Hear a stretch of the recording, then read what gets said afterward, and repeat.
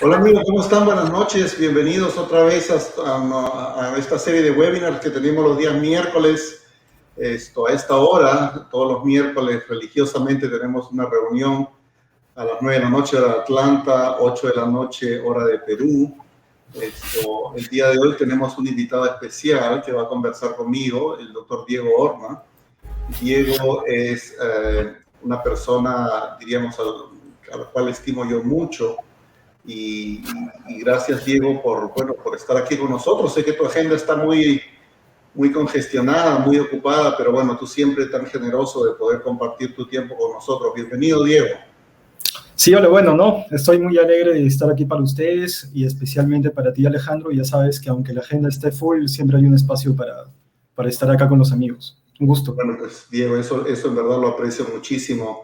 Y el día de hoy tenemos un tema muy interesante, o sea, lo hemos titulado ¿Cómo tener una práctica psicológica exitosa?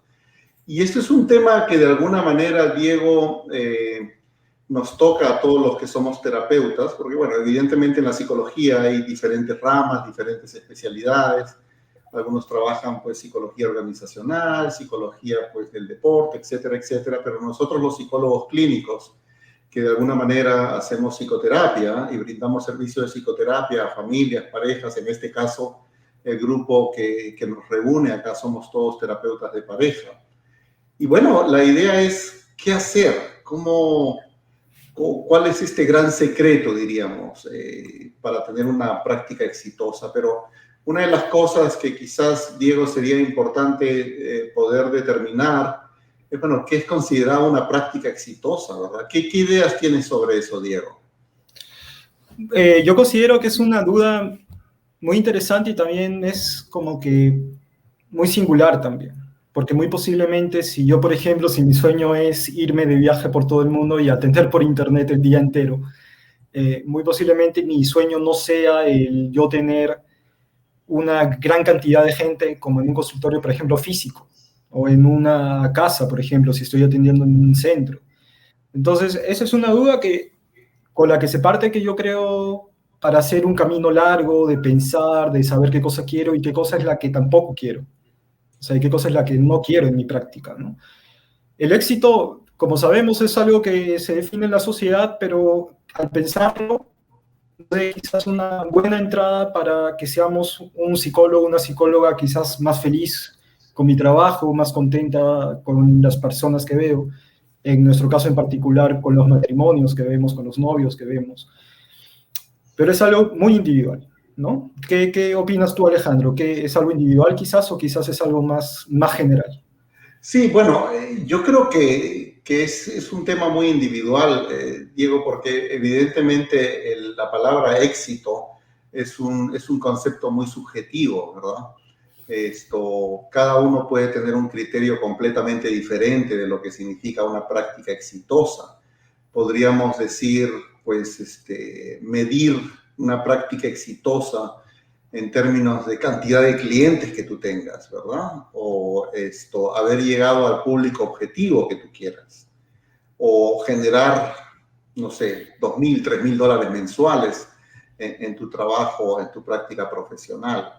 O sea, yo creo que es un tema muy subjetivo y estoy muy de acuerdo contigo cuando dices que es un tema muy individual, muy personal, ¿verdad? No todos vamos a tener el mismo criterio. Pero diríamos, lo importante es considerar qué significa para mí esa práctica exitosa. Y con lo que tú dices, Diego, es poder determinar de alguna manera, no importa lo que se diga en el contexto en general o lo que la gente pueda pensar sobre una práctica exitosa, sino lo importante es para mí qué significa tener una práctica exitosa. No sé si estás de acuerdo con eso.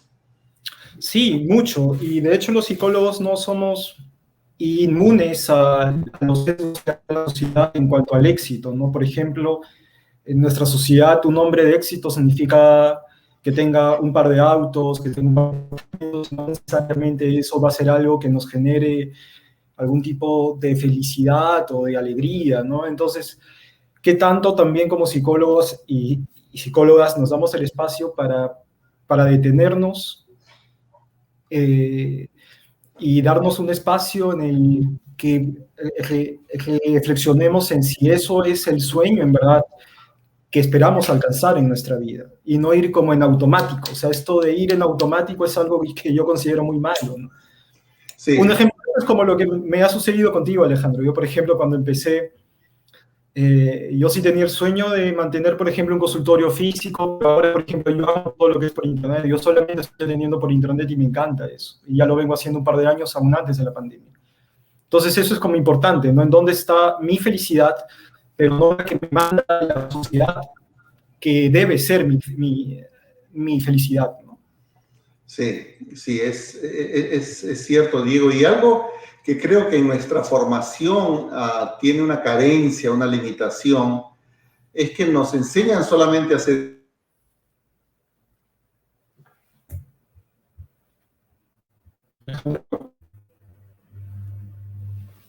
Hola.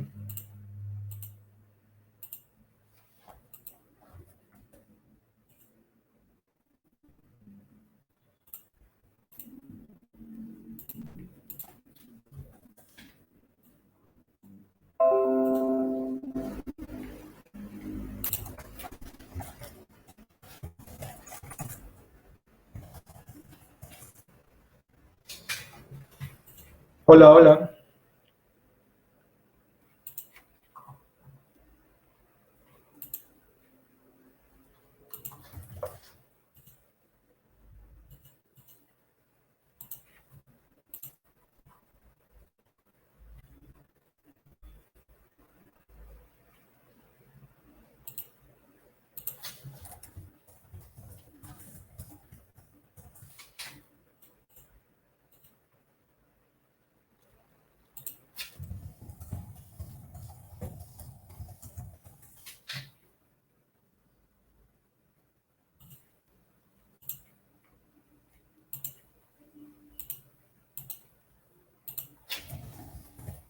Hola, yo no estoy muy seguro si me pueden ver, al parecer ha habido un inconveniente con la transmisión.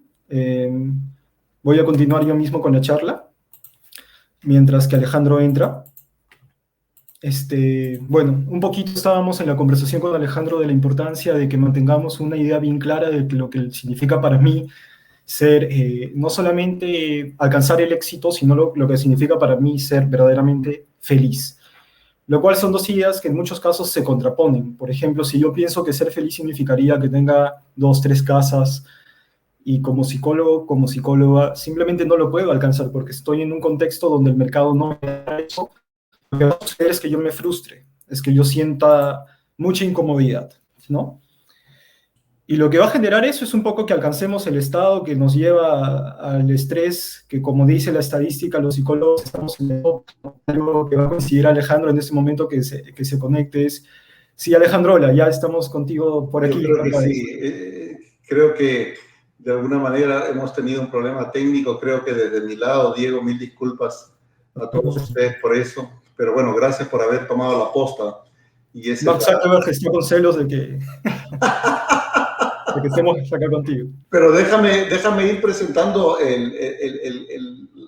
los colegas que nos están observando ahora. Está Gabriel, nos saluda Gabriel Olivares, nos saluda Díaz Lili, nos saluda también, bueno, desde Perú está Gabriel, está también Juan Cárdenas, está también, nos manda saludos también Lili, Marta también está, buenas noches Marta, está Javier desde México, escuchándonos, Lorena desde Chile, escuchándonos también.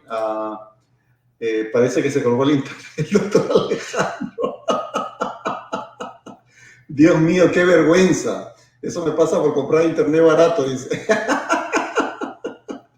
Ok, ahí está Gabriela, perdón, Cepeda, desde México también, Ángela de Perú. Bueno, tenemos buen público ahora, Diego, de alguna manera todos están ya conectándonos, ojalá que los problemas técnicos no regresen, porque Gabriela está desde Guadalajara, pero Diego, una de las cosas que quizás era la intención poder comentarlas antes de que se vaya el internet, bueno, estábamos hablando al inicio de lo que significaba el éxito para cada uno de nosotros, y una de las cosas que quería decir era que definitivamente los psicólogos en nuestra formación tenemos una carencia, diríamos, de lo que significa hacer un marketing, hacer una marca personal, poder desarrollar estas habilidades de negocio, se podría, no sé si la palabra es la adecuada, pero de alguna manera nos enseñan quizás a ser grandes clínicos, grandes terapeutas, pero no nos enseñan a, yo quiero ser independiente, quiero tener mi práctica, quiero ver gente,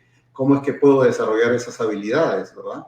Y eso es una carencia, pienso yo, en la formación universitaria de nosotros, básicamente. Ahora, lo otro es que no todos quieren tener sus prácticas privadas, sus consultorios privados. Me imagino que algunas personas también quieren tener un sueldo estable, un sueldo fijo, mensual, tener un ingreso y no preocuparse por nada de que pagar una renta, un alquiler y que los impuestos y que esto y que lo otro. No sé, ¿tú qué experiencia tienes sobre eso, Diego? ¿En la universidad tú tuviste alguna formación sobre esto? ¿Cómo desarrollaste esas habilidades posteriormente o durante tus estudios universitarios? Bueno, yo sinceramente no fui un alumno muy bueno en la universidad. Yo específicamente estudiaba lo que me gustaba. Y eso era psicoterapia.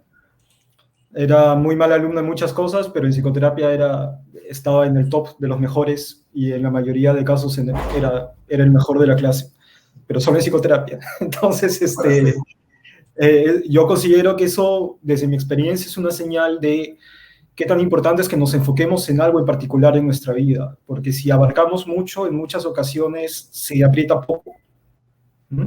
Eso es algo que es importante igual para la gente que nos está escuchando, para la gente que estén atendiendo. O sea, si yo estoy atendiendo niños y parejas, y atiendo ancianos, y a pacientes oncológicos, y veo mil y un formas y maneras, tampoco nos especializamos bien. Pero eso es algo de que ya lo vamos a conversar en un momento, ¿no? En mi caso en particular, yo considero que esta inclinación por hacer algo más allá de lo que me daba la universidad ha partido un poco también de la sensación de que la universidad no me daba lo suficiente como para lo que yo esperaba en mi vida, ¿no? En algunos aspectos sí, sin lugar a dudas, pero yo, al menos en las conversaciones que he mantenido con colegas en Latinoamérica en general, es una sensación que se comparte mucho, como que, oye, no nos dan lo suficiente. Y al no darnos ellos, lo que sucede es que nos impulsa a encontrar más espacios, a reunirnos, a hacer vínculos con personas de otras ciudades que están en Latinoamérica, en otros lugares. Eso es algo que nos empuja a ello, ¿no? La sensación de insatisfacción. Eso. Ahí, por ejemplo, nos dice Lili, si es cierto, en la U te enseñan lo básico, ahora me siento más perdida que la mamá de Marco. Y cuesta lograr tu propia marca. Sí, es cierto.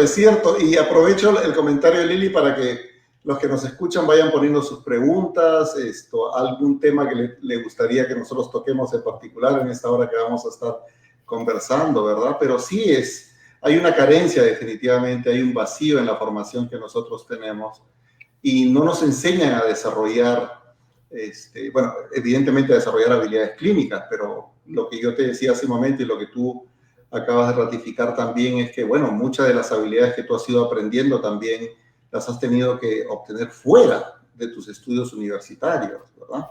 Y eso que tenemos una carrera bastante larga de alguna manera, incluido internado y todo eso. Pero o nos enseñan a ser buenos empleados, buenos trabajadores, buenos clínicos, o nos enseñan a ser buenos empresarios, buenas personas independientes que pueden hacer toda una carrera independiente sin tener que depender necesariamente de un sueldo o básicamente de algo, de ese sueldo, de esa estabilidad. Porque, no sé, Diego, yo te conocí a ti siendo muy joven, fuiste alumno mío hace muchos años atrás en Trujillo y yo he podido ver todo ese progreso hasta convertirte en un terapeuta de éxito y un terapeuta que ha podido desarrollar una práctica bastante exitosa. ¿Cuáles crees tú que han sido esos elementos importantes, diríamos, para tú poder crecer independientemente? ¿Tú crees que todas las personas estamos de alguna manera, tenemos ese chip para poder ser independientes y estás de acuerdo conmigo de que algunos están simplemente satisfechos, contentos con tener un sueldo fijo, estable, sin tener que preocuparse por nada más? ¿Tú crees que es algo que eso se puede practicar, se puede aprender? ¿Qué piensas sobre eso, Diego? Bueno, yo considero que son las cosas. El aprendizaje de mantener un sueldo fijo, como el aprendizaje de las ganas de ir un poco más allá, son ambos aprendizajes. Y al ser aprendizajes es algo que se construye si lo decidimos en algún momento en la vida, pero es necesario los contextos para el aprendizaje. O sea, si yo sigo en un trabajo que me demanda al día 10 horas al día o en 8 horas y llego a mi casa y mi jefe aún me escribe, entonces se imposibilita un poco la situación de yo ser independiente o de ir más allá. Entonces, algo que puede ser importante es para las personas que nos están escuchando, ¿no? Si tú tienes ganas de ser independiente, pero estás en esa situación donde tienes un trabajo de 8 a 8 y llegas a casa y tu jefe aún te escribe o tu jefa aún te escribe, quizás fuera importante que vayas yendo de a pocos al otro mundo. ¿Cómo es que quizás no voy a continuar en este centro? Voy a estar en un centro quizás de medio tiempo. Y eso me da el espacio y quizás hasta la calma de ir construyendo algo mío, pero sin que se pierda del todo lo otro. Porque sí, sin lugar a dudas, aparte de eso hay que pagar cuentas. O sea, la vida no es, está muy lindo esto de los sueños y las aspiraciones, pero a fin de mes llega la cuenta de la luz, del agua, del colegio de los chicos y hay que pagarlo, ¿no? Porque, porque no hay forma de que ya no tenemos colegio. Es importante eso, es importante que tanto nos ponemos a pensar en esa situación. Pero eso, algo que también he podido ver en las personas con las que yo he podido dar espacios de conversación, de este ánimo de saltar al mundo individual, de saltar a dejar de ser dependientes de una empresa, de una clínica. Es un poco cómo es que el sueldo a fin de mes lo que hace es que nos quita el cansancio de alguna manera. O sea, llego a fin de mes tan cansado, tan cansada, pero con ese sueldo es como que el cansancio se me va. ¿Mm? Entonces, nunca estoy en la situación que me obligue, que me empuje a ser independiente. Los latinoamericanos y las latinoamericanas estamos hechos de esfuerzo y de empuje. Eso ya lo has demostrado tú, Alejandro, más que ninguno de nosotros. Pero solamente en un contexto donde estemos contra las cuerdas es que nos dan las ganas de pelear duro. Cuando estamos al borde del acantilado con un pie en el abismo y con el otro en el suelo es que luchamos. Entonces hay ocasiones en que hay que buscar el contexto que nos obligue a luchar. ¿Mm? Eso es un poco lo que yo hice también por tu consejo en algún momento. Yo era empleado de una universidad y trabajaba desde las 8 de la mañana hasta las 8 de la noche. Yo fui el único psicólogo para más de 20.000 alumnos por 6 meses. Wow. Y era muy agotador. Era muy agotador. Y yo me acuerdo de que tú también, bueno, y un maestro mío también, César Vázquez, me dijeron los dos, oye, y si invirtieras todas estas horas en tu marca, ¿qué pasaría? Bueno, y sucedió, ¿no? No me fue tan mal. Pero ahí está la situación, o sea, hay que estar en muchos casos contra las cuerdas, contra el abismo para que empecemos a pelear duro, que creo yo. Sí, es cierto. Ahora, claro, el contexto, como tú mencionas, es sumamente importante. Y también ponernos en una zona de confort, ¿verdad? Porque pues al inicio, como tú dices, tenemos nuestro sueldo y con eso podemos cubrir nuestros gastos familiares, personales. Y muchas veces pasan los años y claro, no hay ningún problema, no hay nada malo con eso en lo absoluto. El tema es quién puede animarse si es que ese es el objetivo, porque habíamos dicho que esto es algo al inicio, recuerda, muy personal, ¿verdad? O sea, no todos podemos hacer esto y no significa que unos sean mejores que otros, sino son simplemente habilidades diferentes nada más, ¿verdad? Yo tengo un papá que él trabajó toda su vida y fue un hombre exitoso en lo que él hacía, ¿verdad? Y fue empleado toda su vida. Y en algún momento, cuando yo le dije, papá, yo voy a ser psicólogo, él se sonrió y claro, y él, una de las cosas que me decía era, bueno, en realidad ganarán bien los psicólogos, te irá bien, pues porque aparentemente los psicólogos no somos del grupo de carreras o de profesiones que son pues las más, que se espera que pueda darte más dinero. De repente la gente tradicionalmente piensa en otras profesiones como la medicina, el derecho, qué sé yo, ¿verdad? Pero yo creo que el éxito de alguna manera, digo, comienza con la pasión que nosotros tenemos por este trabajo. Yo creo, y yo desde el inicio, cuando tú eras alumno, yo te veía hacer los ejercicios, las prácticas, muy metido, haciendo preguntas, como que sentía esas ganas de aprender más, esa idea de yo quiero ser mejor en esto, no sé si la palabra es sobresalir, pero quiero aprenderlo bien, ¿verdad? Y eso es lo que yo observaba en ti. No sé si tú crees que eso ha sido uno de los elementos más importantes en tu experiencia. Bueno, quizás es una forma de vanagloriarse, pero yo supongo que sí. Eso también parte un poco de lo que conversábamos antes de lo fundamental de saber qué es lo que me gusta y qué es lo que no, ¿no? Porque cómo me apasiono por algo de lo que estoy más o menos enamorado.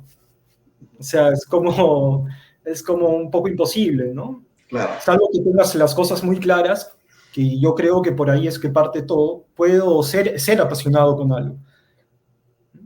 Como, es como cualquier aspecto del amor, ¿no? Cómo me comprometo contigo, cómo es que comparto contigo mi vida, seas una pareja, una profesión, un nicho de mercado, si es que en verdad no me gustas mucho en el fondo y lo hago simplemente por cumplir. claro, claro, claro.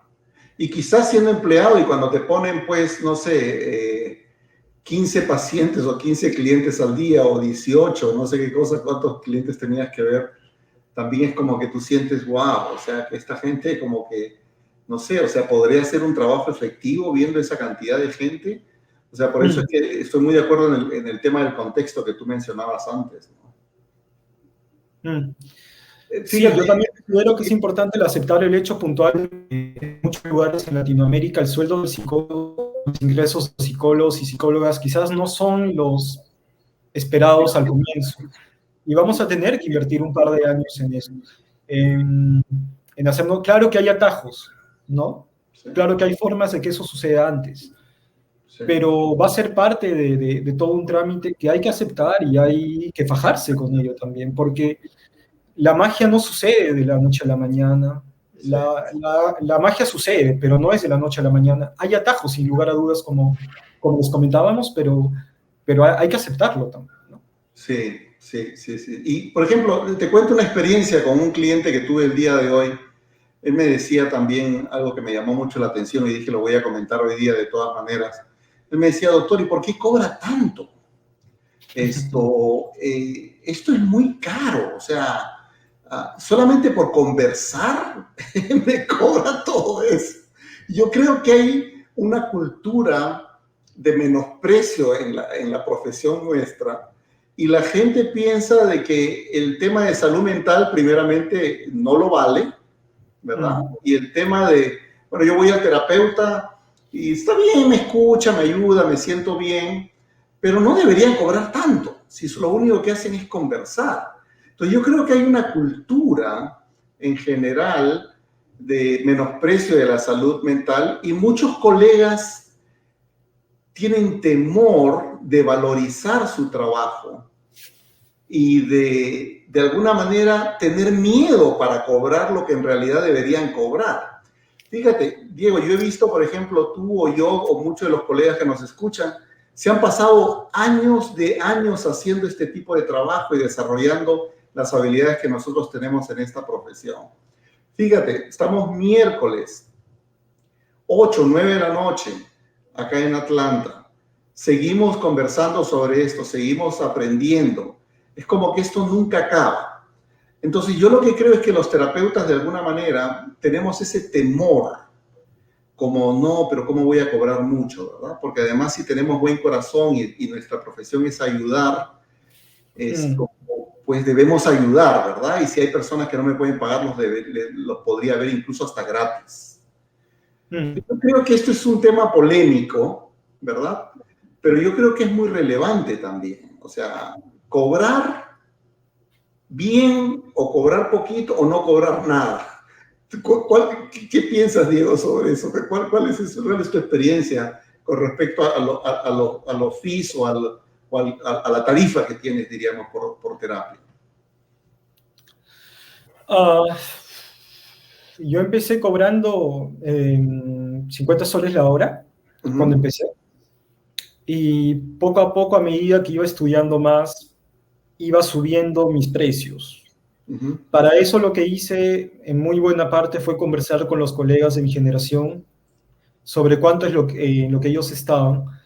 Y según eso equilibraba un poco lo que yo cobro, ¿no? Ahora ya estoy en un monto, por así decir, muy superior a lo que cobraba en esa época, es innecesario comentar cuánto. Pero es algo que fue con la evolución también, ¿no? Ahora, yo considero que por ahí también está implícito y necesario la necesidad de conversar con colegas que sean de tu generación y de tu edad, para que tú a través de ese diálogo sincero con ellos mismos y contigo misma, contigo mismo, puedas tú colocarte un monto.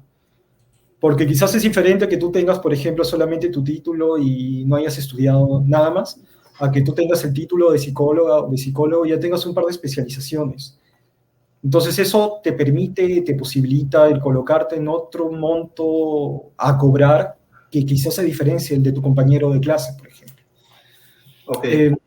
Sí, por ahí van mis ideas en torno a la tarifa y por supuesto lo que hacía es compararme con mis maestros, ¿no? O sea, si tal colega, si tal persona cobra, qué sé yo, 200 soles la hora y es un colega que tiene en el mercado 25 años a más, yo no cobraría así, al menos no en el mismo lugar. Por ejemplo, si estamos en Lima los dos, yo no cobraría así, yo cobraría quizás un poco menos.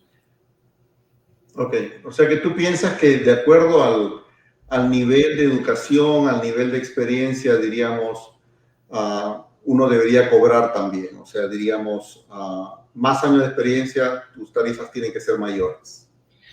A eso y a otros factores que determinan también lo que se cobra, ¿no? Es diferente que yo tenga un consultorio en Atlanta, en una de las zonas más caras, a que tenga un consultorio en Tumbes, en Piura o en Trujillo. O sea, quizás el nivel de ingresos del contexto va a influir también en que yo cobre más o que cobre menos.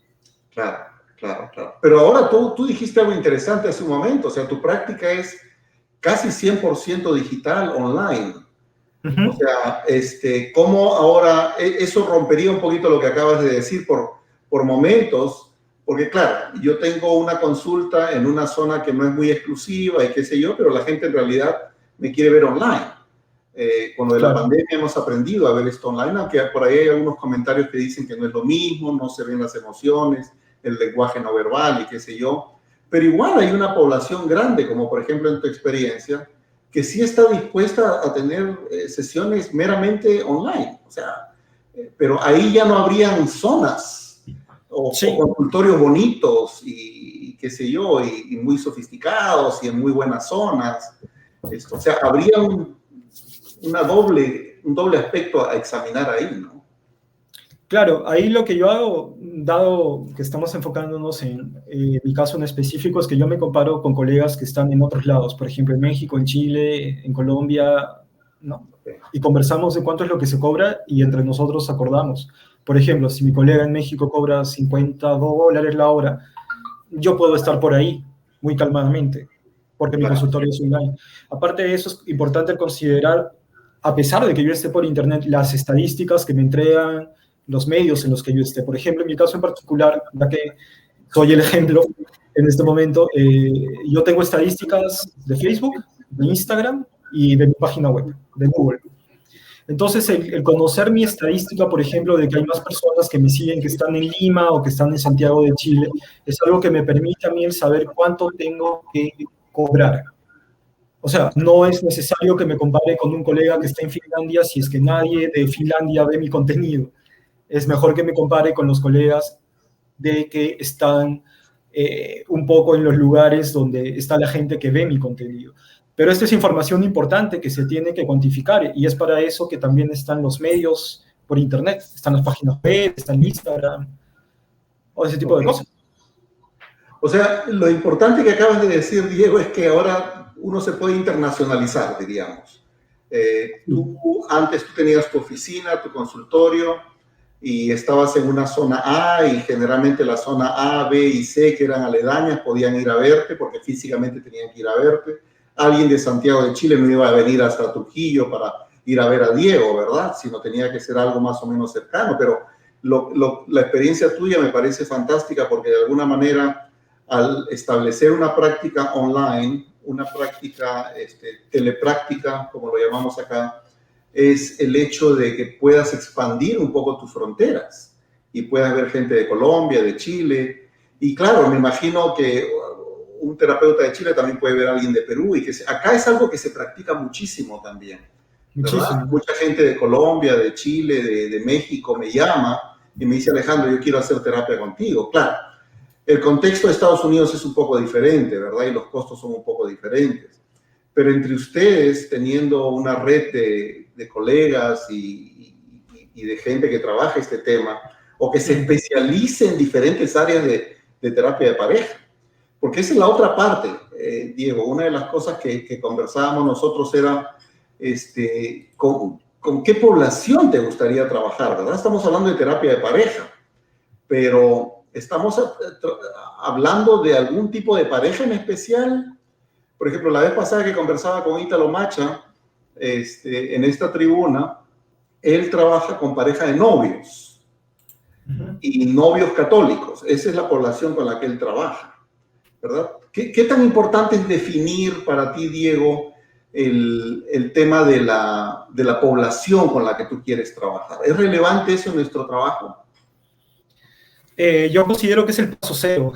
El paso cero, como yo le llamo en las metodologías de marketing para psicólogos, son dos. Uno, el conocerme a mí lo suficiente como para yo saber con qué cosas estoy a gusto.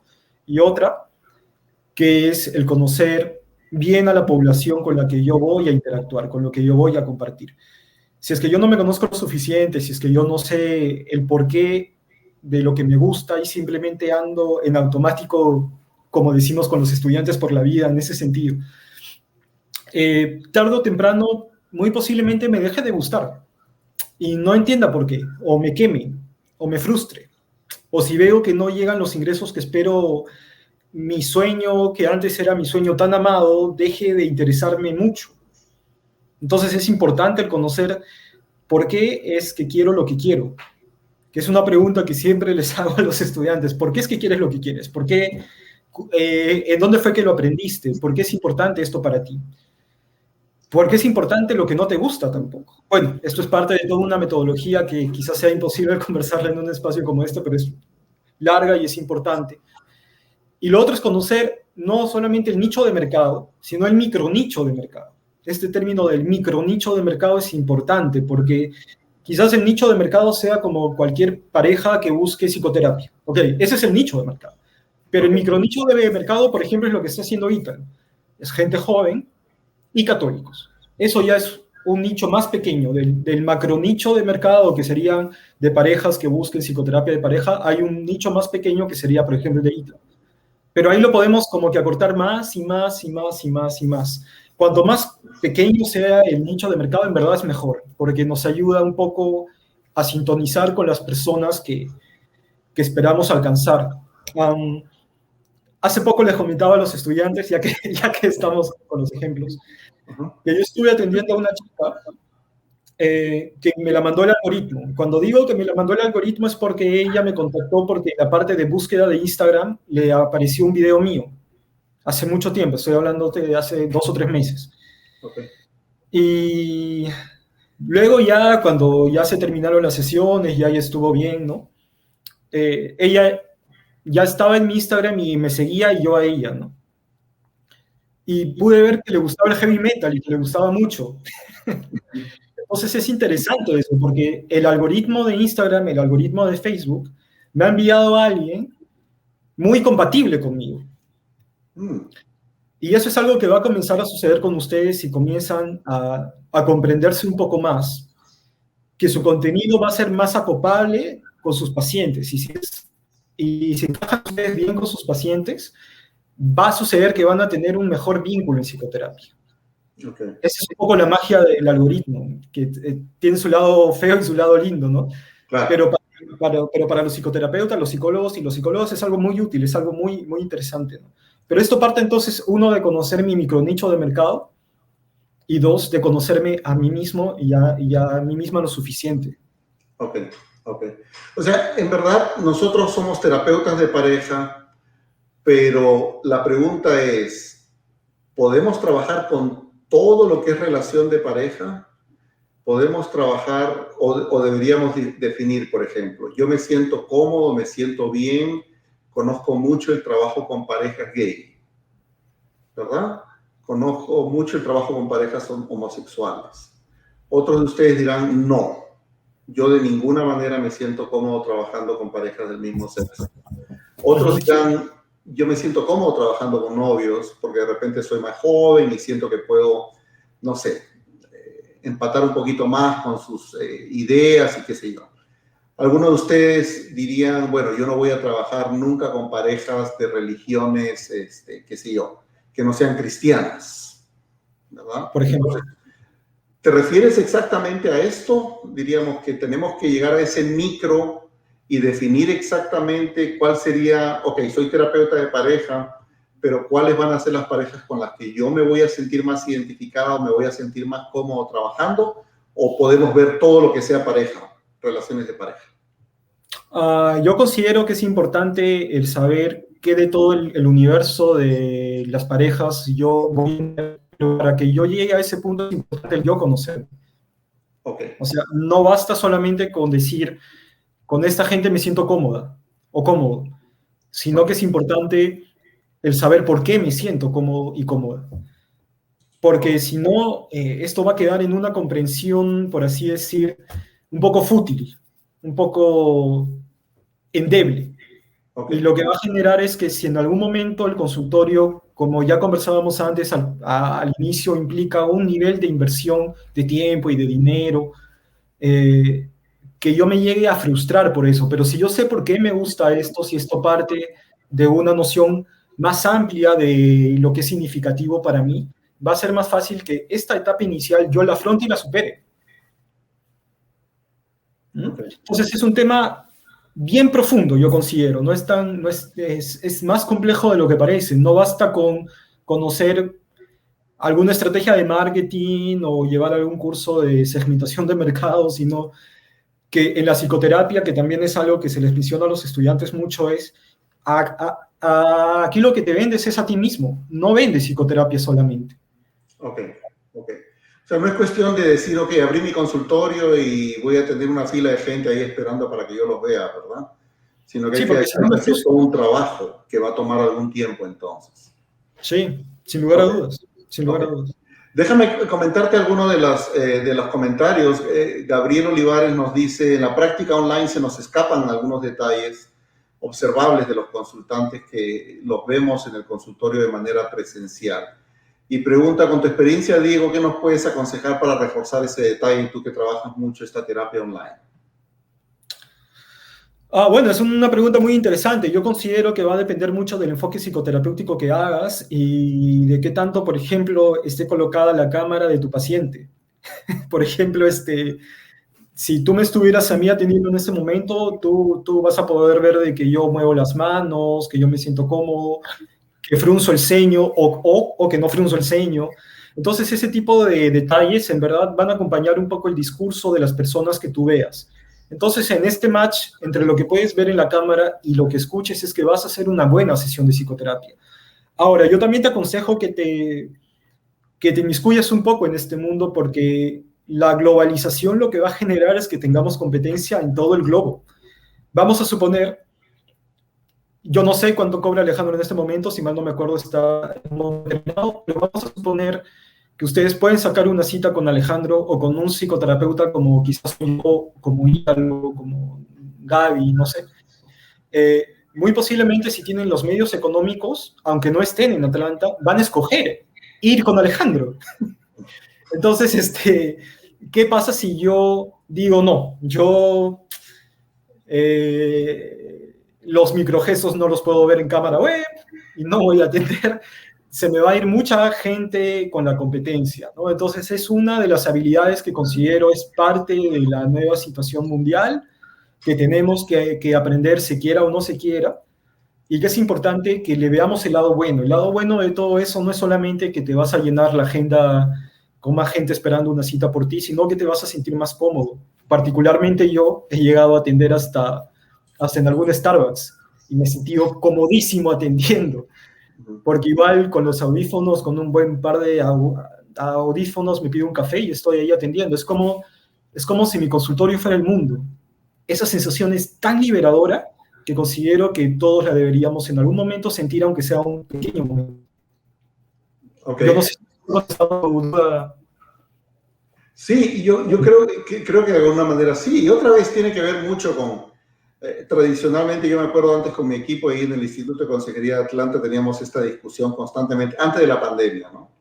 No, que no es lo mismo, mira, que no va a funcionar, que la gente si llora o si pasa esto, pasa lo otro, no va a ser lo mismo. Vino la pandemia y todos estuvieron forzados de alguna manera a hacer terapia online y se dieron cuenta que comenzó a funcionar. Comenzaron a experimentar que en realidad funcionaba. Algunos igual van a preferir la terapia, digamos, presencial, física, pero nosotros nos fuimos dando cuenta de que en realidad sí era una experiencia que podía funcionar. Además, hay investigaciones que han hecho sobre la terapia presencial versus la terapia online. Al parecer, los resultados indican que los resultados son los beneficios para los clientes son exactamente los mismos. De participar tanto presencialmente como online. Pero fíjate, Marta nos pregunta, Diego, creo que para ser independiente es básico no dejar de formarse, mantenerse actualizado para dar seguridad a nuestros consultantes y tener herramientas para mantenerse. Creo que estamos todos de acuerdo con lo que dice Marta y confirma un poquito lo que tú decías hace un momento, ¿verdad? Anaí Gómez nos dice, buenas noches, ¿qué recomendaciones nos podría brindar aquellos que recién iniciamos en la psicoterapia de pareja para desarrollar esas habilidades que comentan? ¿Qué crees, Diego? A ver, ¿qué le dirías a Anaí? Bueno, yo cuando empecé en esto, lo que hice fue ver amigos y a psicólogos, a psicólogas, a psicoterapeutas que yo admiraba, ¿no? Entonces yo me acuerdo mucho ver CVs de psicólogos en Estados Unidos, de conversar con Alejandro, de conversar con César Vázquez. Y a través de lo que ellos habían hecho, yo ir captando lo que yo consideraba que estaba bien para mí. Por ejemplo, algo que pude ver en común entre los psicólogos, que en esa época yo consideraba más como un ejemplo a seguir, que todos estaban en un MBA. Y me metí a hacer el MBA. Entonces, algo que pude ver en todos ellos, en todas ellas, es que muchos tenían una línea de administración, no solamente eran psicoterapeutas, sino que tenían su línea de empresa. Entonces dije, algo de eso debe funcionar como para que ellos estén bien. Y me metí a hacer el MBA, ¿no? Y luego pude estar estudiando un poco lo que hacían ellos, hacían ellas. Entonces, para alguien que está iniciando como tú, Anaí, el encontrar una compañía de quizá más edad que te pueda dar ciertas guías y ciertas pautas es importante, ¿no? Una persona en quien tú confíes, por ejemplo. Perfecto. Ahora, Marta concluye que también está de acuerdo con que la pasión es muy importante, ¿verdad? La pasión tiene que ver, Diego, no solamente con algo que nos gusta demasiado, que nos gusta mucho. La pasión tiene que estar acompañada de conductas que sean consistentes con esa pasión. Por ejemplo, si yo tengo pasión por el violín, no solamente se trata de ponerme a estar con el violín o escuchar conciertos de violín, sino si yo quiero ser un maestro de violín, tengo que dedicarme horas y horas y horas a tocar violín, ¿verdad? Hasta que para mí hay esa perfección. Y estoy muy de acuerdo con lo que tú dices de que observar a los maestros y a las personas que tienen un poquito más de experiencia que tú, ayuda muchísimo también, porque tienes un patrón, un modelo como referente a seguir. Si yo quiero tocar violín como, no sé, el violinista número 1 en el mundo, tengo que ver exactamente qué hizo ese violinista, cuáles son los pasos que siguió, porque simplemente se podría decir, bueno, nació con ese talento, ¿no? y es talentoso y ya está, pero nunca tocó el violín. Entonces, de una manera, pienso yo de que se levantó, se despertó y a los 5 años agarró un violín y comenzó a tocar. Y eso es algo que lo hizo maestro. Yo creo que hay ciertas precondiciones que nosotros podemos tener, pero hay otras condiciones que definitivamente tiene que ponerse en práctica. Entonces, cuando hablamos de esta pasión que menciona Marta, yo creo que tiene que ver con una pasión que es una emoción, pero que también tiene que ser conductual en términos de practicar, ejercitarse, aprender esto. Y algo que yo le digo mucho a los alumnos que estudian conmigo es: mírense, grábense, que alguien más los pueda ver, algún tipo de supervisión y cosas así. Y es algo que yo vi en ti, Diego, desde ese primer momento, esa pasión que tú le ponías y esas ganas que yo mencionaba hace un momento en este webinar. Y creo que ese es uno de los elementos con los que estamos concordando con Marta, ¿no? Después Lorena dice: acá en Chile están apareciendo muchos psicólogos que cobran muy poco, 1/3 de lo regular, y eso perjudica a todo el resto. A mi parecer, mientras más respetemos nuestro servicio como un trabajo, más respetará la sociedad nuestra profesión. ¿Qué piensas, Diego?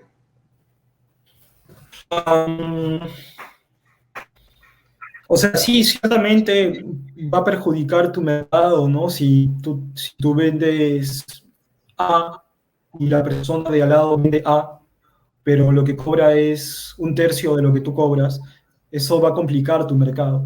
Pero justamente está la importancia de que tú no vendas A, de que tú vendas A.ls, o sea, de que tú vendas un diferencial lo suficientemente claro para la persona que adquiera tu servicio, que haga que se interese por ti y que pague por eso. Porque sí, claro, o sea, si todos vendemos psicoterapia y no nos detenemos a pensar que entre nosotros hay importantes diferencias, eso sí nos malogra el mercado. O sea, si yo vendo dulces y mi vecino también vende dulces, eso nos complica el mercado enormemente, pero ahí está la importancia de diferenciarte. Si no te diferencias, sí te perjudica, pero si es que tú te diferencias, lo que acabas de mencionar hasta te ayuda. Porque va a haber un micronicho de mercado que sí compre tu servicio. Es por eso que conversábamos hace un momento de la importancia del micronicho de mercado, ¿no? Como un término que nos acerca a la concepción de qué es lo que nos diferencia para un público también muy diferenciado. Yo, por ejemplo, voy a hacerte un ejemplo acá, Lorena. Por ejemplo, si tú entras a mi Instagram vas a poder ver contenido muy jocoso, como a veces como hasta de humor, por así decir, y también otro muy académico, o sea, de filosofía o de términos afines, porque el micronicho al que yo estoy segmentado es un micronicho que le gustan esas cosas. Entonces, la persona que ve mi contenido, las personas que ven mi contenido son personas que encajan con eso. Pero, ¿qué pasa si yo coloco información muy parecida a la que coloca mi colega, a la que coloca mi amigo, que también es psicólogo? No me diferencio en nada. Y, por supuesto, si él baja su precio, me perjudica. Pero como no vende lo que yo vendo, porque yo ya me diferencié, eso no me perjudica en nada. Al contrario. Al contrario. Te da la sensación de que yo valgo lo suficiente y que quizás, bueno, haciendo un comentario quizás feo, ¿no? De que quizás su servicio no lo vale tanto, ¿no? Pero que el mío sí. Entonces, esto va mucho de la mano con el tema de cómo es que comunicas lo que tú eres y qué tan sentada estás, qué tan en claro tú tienes eso. Es por eso que hace un momento, ¿no? yo les comentaba, el paso cero es ¿por qué es que te gusta lo que te gusta? ¿Por qué es que te gusta lo que te gusta? No es simplemente que sepas qué es lo que te gusta, sino por qué es que te gusta lo que te gusta. Y el siguiente paso es conocer tu micronicho de mercado. Entonces, ahí está la diferenciación y ahí surge la magia, ¿no? Genial, genial, Diego. En verdad, a veces yo, por ejemplo, cuando me inicié en esta práctica, Acá en Atlanta hay un terapeuta que yo admiro mucho, él es americano, es David Goodfellow, y él cobra $400 por sesión, ¿no? Y cuando tú vas a sacar cita con él, no tiene citas disponibles de aquí hasta los próximos 3 meses. Y yo decía, wow, Dios mío, ¿y este hombre cuál es su secreto? ¿Cuál es su magia? ¿Por qué puede tener una práctica tan exitosa? ¿Verdad? Y es cierto, o sea, a veces el que nuestra competencia baje sus precios nos puede dar cierta inseguridad. Y pensamos que nosotros tenemos que bajar nuestros precios porque si no, nos van a quitar todos nuestros clientes que tengamos. Pero cuando tú dices que, ¿qué marca mi diferencia? ¿Qué es eso en lo que yo sobresalgo que no tiene esa competencia? La gente me va a buscar. Y Lorena, cuando tú tienes esa marca, Lorena Salgado, la doctora Lorena Salgado, la gente te va a buscar, no importa qué, va a haber siempre un mercado para todos. No siempre el bajar el precio es la mejor estrategia. David Goodfellow nunca me dijo hace algunos años, yo nunca bajo el precio y siempre tengo gente. Y además es la seguridad con lo que tú lo vendes, ¿verdad? Es la seguridad. Y es un tema de prioridades. Yo he tenido clientes que llegan a la clínica y dicen, pero sí, pero no tengo, y qué sé yo, y a veces pensaba, bueno, pues hay que hacerles un descuento, pobres. Y cuando venían y hablaban de su viaje a París y de que se habían comprado una cartera Louis Vuitton, no sé qué cosa, que les había costado $4,000, dije, una cartera $4,000 y me están pidiendo descuento por la terapia. Entonces, a veces es un tema de prioridades, también es un tema de valoración. La gente paga por lo que siente que puede costar. Por eso es que un avión tiene 4 secciones diferenciadas. Por eso es que un avión tiene la clase económica, donde un poco más si te sientan en el ala del avión, y una primera clase business que te van a cobrar 5 veces más, y va a haber siempre un público que se va a ir a business. ¿Por qué? Porque va a sentir de que la atención es diferencial. Eso es algo que hay que considerar, Lorena, pero muchas gracias por tu pregunta. Ítalo también está participando. Ítalo, ¿cómo estás, Ítalo? Bienvenido. Dicen, existen elementos también de cómo el mercado te percibe, cómo el psicólogo especializado en población o tema, la escasez de número de sesiones o horarios, a nivel que el diferencial de marca personal sea claro es mejor, que de alguna manera está rectificando lo que nosotros estábamos conversando, Diego. Marta dice, importante tener una buena red de apoyo de colegas de confianza para remitir y mejorar el servicio que atrevemos. ¿Qué piensas esto de las redes, Diego? De cómo establecer un grupo de colegas que trabaje contigo. ¿Cómo visualizas tú el tema de redes o esto que pregunta Marta? Yo creo que es fundamental y sobre todo lo que la amiga está mencionando, que sean de confianza. Porque algo que considero que es importante un poco el aceptar y señalar es que la frustración está muy cercana, es como un fantasma que sigue a muchos en estos estudios, ¿no? De psicoterapia, de psicología, ¿no? Un poco por lo que nos han comentado antes de los costos también. Entonces ahí está la importancia de saber que la persona con la que yo converso, que la persona con quien yo hago un acuerdo, de la persona con quien yo me asocio es alguien que no me va a sacar la vuelta, que no me va luego a jugar sucio, ¿no? Sí. Es por eso que es importante, ¿no? O sea, el saber con qué personas yo estrecho mis manos. Por ejemplo, yo con Marta estoy encantadísimo de mantener un vínculo con ella, porque es una colega que está en Colombia que es fenomenal. O contigo, por ejemplo, Alejandro, ¿no? Pero es fundamental eso, o sea, cómo es que la confianza se va a construir a través de actos que demuestren que se puede confiar en él o en ella. Entonces, sí, yo considero que es importante no solamente a nivel académico o negocio, sino de confianza, de qué tan seguro me siento yo en depositar mi confianza con la persona con quien yo estoy al lado. Ok.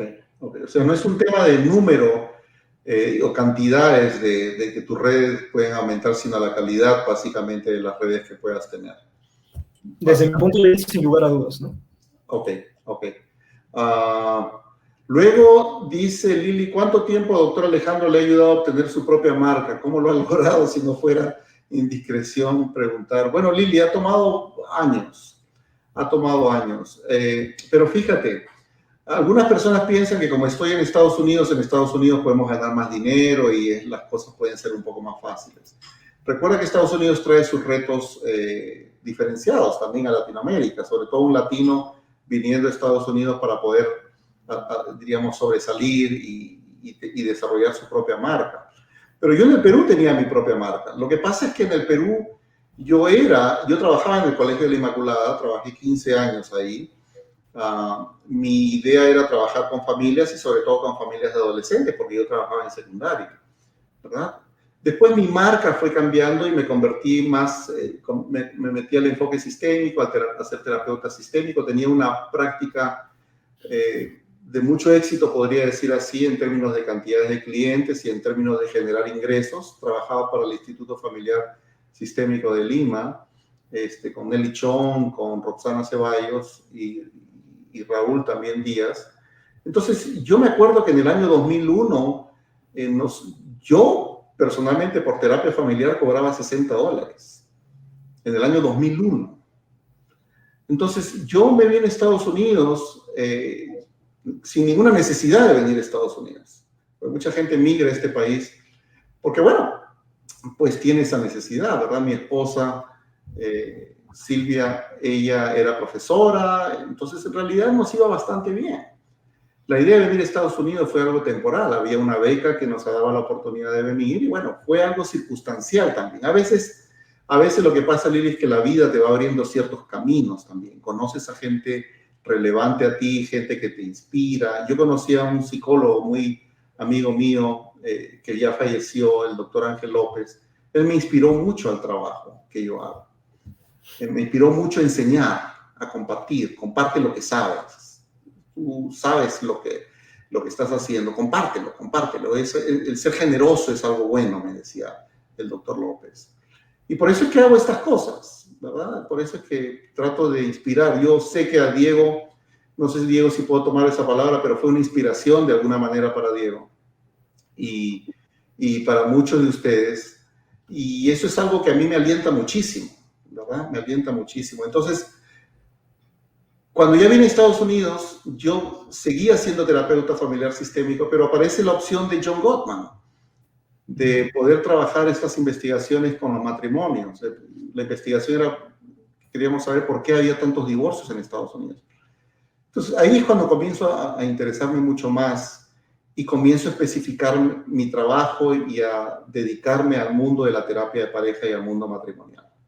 Ahí es donde nació mi interés por desarrollar esta marca. Un tema en especial, Lili, porque a veces los psicólogos pretendemos conocer todo. Quiero trabajar con niños autistas, quiero trabajar terapia familiar, hago terapia cognitivo-conductual, hago terapia breve, centrada en las emociones. O sea, hago un poco de todo y pienso que puedo ser un terapeuta que puede trabajar todo.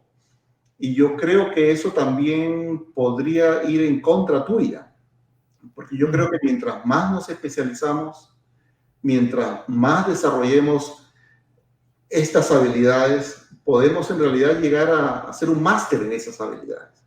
Pero no en todo, la psicología es muy compleja. ¿Qué dices tú, Diego? Porque yo sé que tú has pasado por diferentes enfoques, ¿verdad? Y hay enfoques que has trabajado y has profundizado más, y eres un viajero por excelencia, has visitado muchos países.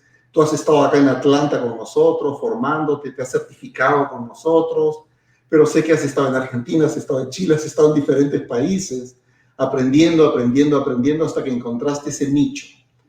¿Cómo fue tu experiencia en eso, Diego? ¿En encontrar el nicho o en la generación de la marca, que es lo que nos dice por ahí Lili? Bueno, yo creo que es más de la generación de marca, ¿no? Yo creo que hubo un punto en el cual comprendí que la marca no es algo que se construye, sino es algo que se descubre. Y se descubre más que todo en el conocimiento de uno mismo, de una misma, ¿no?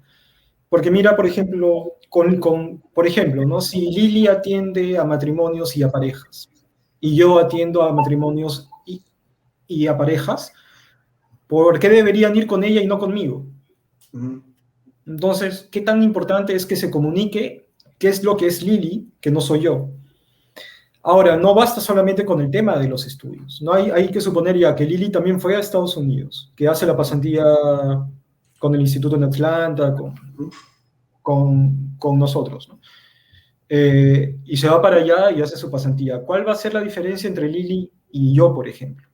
Entonces, no es solamente los estudios, yo considero que también es parte del autoconocimiento y cómo es que comunicas eso que eres tú. ¿Mm? Si para mí, por ejemplo, es importante temas, por ejemplo, de literatura, puedo hacer mi contenido con temas de literatura. Entonces, eso va a encajar con un segmento del mercado que sea un poco más académico, por ejemplo.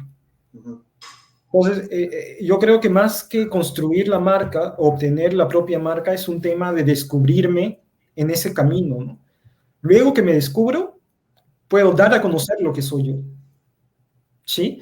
Porque no hay que olvidarnos que lo que se vende en la consulta no es solamente el enfoque psicoterapéutico, porque eso es lo que vendemos todos y todas. O sea, todos y todas lo que vendemos es psicoterapia, de pareja, individual, de niños, de lo que quieran, pero luego de eso, lo que se vende es a nosotros mismos. O sea, estás vendiendo a Lili, estás vendiendo a Diego. Okay. Pero, ¿qué pasa si es que Lili o Diego no dan a conocer qué son ellos como ellos? O sea, más allá de la psicoterapia. El público lo que va a ver es dos servicios exactamente iguales, ¿no? Es en la diferenciación de comunicar lo que soy yo, que se genera un micronicho de mercado. Es por eso el comentario de antes de que hay que saber qué es lo que me gusta, pero hay que saber por qué es que me gusta lo que me gusta. Ok. Bueno, Diego, vamos cerrando un poco con algunos 4 puntos claves de lo que hemos conversado el día de hoy. A ver si lo puedes comentar uno por uno, por favor. Ahí está el primero. Da lo mejor de ti. Es un poco lo que comentabas tú, Alejandro, de la importancia de ser apasionados con lo que nos gusta de la psicoterapia en general y en este ambiente específico de la psicoterapia de matrimonios y todo lo que es el espectro del amor y la pareja. Eso es importante, dar lo mejor de uno mismo, ser apasionado, encontrar lo que nos gusta, enfocarnos en ello, especializarnos. Perfecto. Número 2. El definir el nicho de mercado es un poco que ya les he repetido bastante en esta charla. Considero importantísimo el micronicho de mercado. O sea, yo considero que cuanto más pequeño sea el nicho de mercado y perdemos el miedo a que vamos a perder ingresos económicos por segmentar mucho, nos posibilita el tener muchas ventas de nuestro servicio. Por ejemplo, en mi caso en particular, yo intento dar a conocer mucho contenido de literatura y enlazarlo eso con la psicoterapia, o de música, por ejemplo, y enlazarlo eso con la psicoterapia. Y eso es lo que el algoritmo entiende y lo que la gente entiende, es que yo me voy a un público determinado muy pequeño. Y es eso de lo que está llena la agenda, ¿no? También. Ok. Número 3. Los canales de venta es un poco lo del Facebook, Instagram y la página web. Por ejemplo, es diferente atender a personas de más de 40 años, atender a gente de 20 o 25. Por ejemplo, mi público más fuerte está en Instagram por el margen de las edades. Si yo atendiera quizás adolescentes, si atendiera yo solamente a personas de más de 40, estuviera a lo mejor en LinkedIn y en Facebook. Pero como mi público es de 25 hasta los 39 años, la mayoría de gente en ese margen de las edades están ahí, ¿no? Entonces es importante definir tú a través de qué canal de ventas es que tú te vas a dar a conocer como Lili, como Marta, como Diego, como Alejandro. Ok, perfecto. Y número 4. Bueno, esto de acá parte un poco para darles la invitación al WhatsApp de Alejandro. Es un WhatsApp donde hay muchos psicólogos en Latinoamérica que compartimos un poco de información, que compartimos un poco el conocimiento de lo que es la psicoterapia. Porque es importante, como se conversaba antes, la confianza que vamos a poder ir construyendo entre nosotros, entre nosotras, un poco las dudas que mantengamos de las personas que consultan con nosotros. Y es fundamental este feedback, ¿no? Es fundamental esta conversación con otras personas que pueden ver algo que quizás no nos percatamos que está sucediendo enfrente nuestro, ¿no?